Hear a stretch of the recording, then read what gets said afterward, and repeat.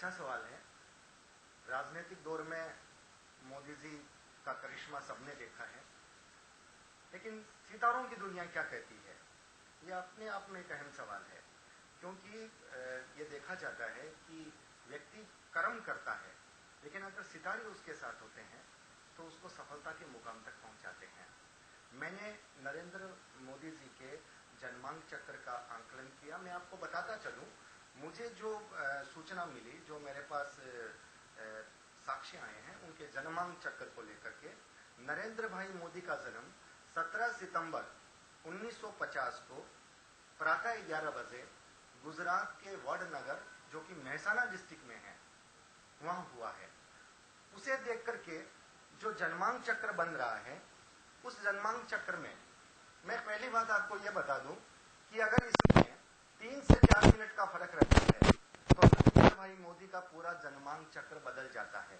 लेकिन मैं इस जन्मांक चक्र को मान के चल रहा हूं, क्योंकि ये जन्मांक चक्र ये इंगित कर रहा है कि ये जातक राजयोग को लिए हुए है, जीवन में इसने संघर्ष किया है, एक बार इसके जीवन में वैराग्य आया है, गृहस्थी से ये दूर रहा है और ये सत्ता के उस शिखर तक पहुंचेगा जहां पर पूरी कमान उसके हाथ में होगी और ये अपने पराक्रम से, अपने संघर्ष से एक काल विशेष को स्वर्णिम काल बना सकता है। ये इनके सितारे कहते हैं।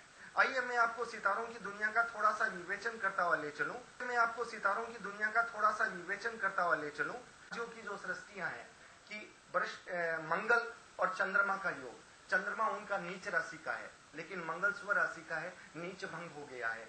बृहस्पति उसके केंद्र में बैठा है, नीच भंग के साथ में गजकेसरी योग बन गया है। आपको तीसरी बात बताऊं,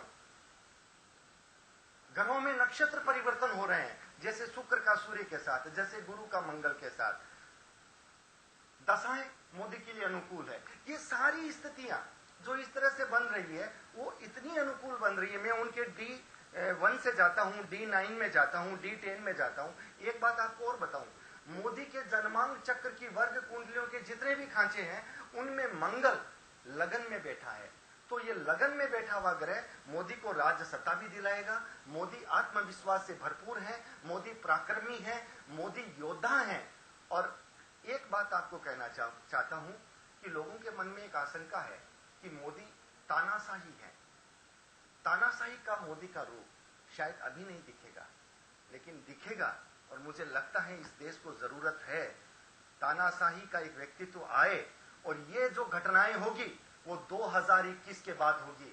2021 के बाद में मोदी का तानाशाही रूप भी सामने आएगा।